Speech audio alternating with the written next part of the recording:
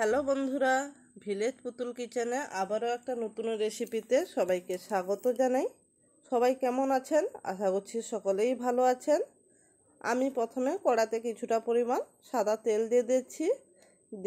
দিয়ে দিলাম 5 ফোড়ন, সঙ্গে কয়েকটা কাঁচা লঙ্কা, আর আগে থেকে আমি টমেটোগুলো কেটে রেখেছিলাম ওই টমেটো দিয়ে টমেটোগুলো হালকা উপর নিচ করে নিয়েছি।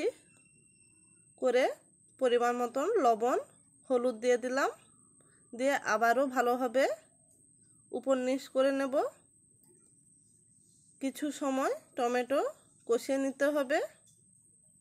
এরপর আমি আগে থেকে কয়েকটা কাঁচা আম ভেজে রেখেছিলাম, ওই আমগুলো দিয়ে দিলাম। সঙ্গে খেজুরগুলো বীজ বের করে কুচি করে রেখেছিলাম, ওই টমেটোর সঙ্গে আমের সঙ্গে খেজুরও দিয়ে দিলাম। দিয়ে কিছু সময় রান্না করে নিতে হবে। বন্ধুরা, কে কোথা থেকে আমার ভিডিওটা দেখছেন অবশ্যই কমেন্ট করে জানাবেন। কিছু সময় ধরে রান্নাটা করে নিতে হবে। করে নিলেই টমেটোগুলো নরম হয়ে যাবে। হয়ে গেলেই টমেটো থেকে কিছুটা পরিমাণ জল বেরিয়ে আসবে। এই অবস্থায় আমি এখানে পরিমাণ মতন চিনি দিয়ে দেব, কারণ আমার এখানে খুব একটা বেশি চিনি প্রয়োজন হবে না, খেজুর আছে। এই জন্য আমি এখানে খুবই অল্প চিনি ব্যবহার করেছি। খেজুর থাকলে টমেটোর সঙ্গে বেশি চিনি লাগবে না। চিনিটা ভালোভাবে আমি মিশিয়ে নিলাম। এরপর আমি আগে থেকে বাদাম কিশমিশ ভেজে রেখেছিলাম। আমার চাটনিটা রেডি হয়ে যেতে আমি উপর থেকে বাদাম কিশমিশগুলো দিয়ে দিলাম।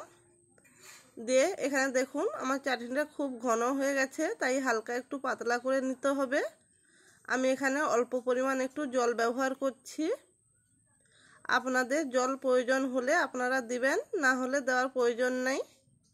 আমার খুব ঘন হয়ে গেছিল, তাই এখানে আমি কিছুটা পরিমাণ জল ব্যবহার করেছি। জল দিয়ে 2-3 মিনিট ভালোভাবে ফুটে নিলেই আমাদের টমেটো আম খেজুরের চাটনি রেডি হয়ে যাবে। বন্ধুরা, ভিডিও ভালো লাগলে ভিডিওতে একটা লাইক করে দিবেন। অবশ্যই বন্ধু হয়ে সাপোর্ট করবেন, আমিও আপনাদের বন্ধু হয়ে সাপোর্ট করব। এত সময় সঙ্গে থাকার জন্য অসংখ্য ধন্যবাদ।